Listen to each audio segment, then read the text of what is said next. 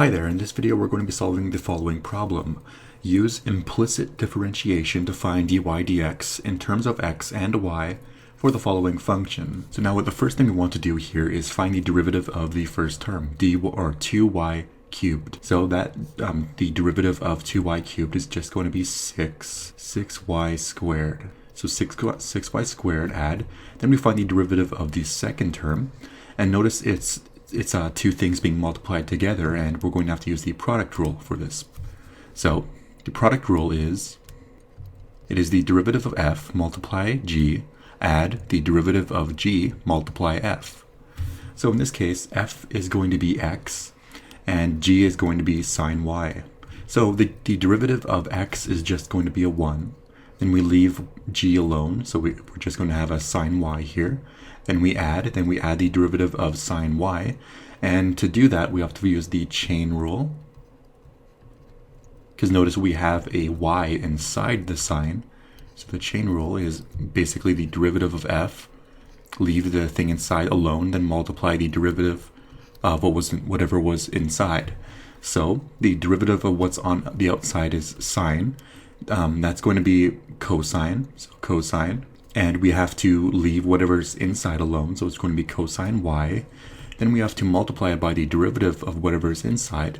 That's going to be the derivative of y, and that's just going to be 1. But since we're taking the derivative of something we don't really know, it's going to be dy over dx. And then we just leave, because now we've found the derivative of the g, we have to leave the f alone. Notice an f is going to be the x, so we just add an x at the end, and this takes care of the derivative for the second term. Moving on to the next, we have 2x squared y. Now we have to use the product rule for this one. So I'm just going to grab everything quick and move it downward a bit. Okay, so we have to find the derivative of the first term. That's going to be just add 4x. Then we leave the y alone, or the g alone. That's just going to be that. Then we have to add it to the derivative of the g. G is just going to be a y, so we have to add a dy dx here. Then we have to just leave the f alone. The f is going to be 2x squared, so 2x squared right here. And all this is going to equal y. Now we also have to find the derivative of y, and that's just going to be a 0, or a 1 rather. But we also have to add a dy dx here, because we're taking the derivative of y in this case. And we're trying to find what dy dx actually is. So the next thing I want to do is I'll also notice that when I took the derivative of the first term, I forgot to add a dy dx there. So we have to have dy, or it's going to be 6y squared, then you have to add a dy dx there, because we're taking the derivative of y. So that's one thing I totally forgot. Now putting all of my dy dx terms on one side and all of my constants on the other, I would have this add, then we have x cosine y dy dx, and then add, then we have 2x squared, then dy dx. And all of this is going to be equal to our actually we have one more constant, or one more dy dx on the right hand side that we have to put over to the left. So it's going to be subtract dy dx. And now we put all of our constants on the other side, everything that's not a dy dx. So it's going to be negative 4xy for this term here. And then we have another term right here for negative sine y.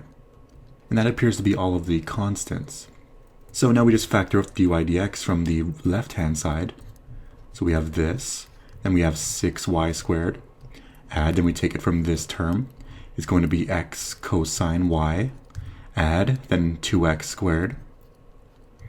Then we have to do subtract 1. And that's everything on the left-hand side. And all of this, of course, will be equal to the right-hand side.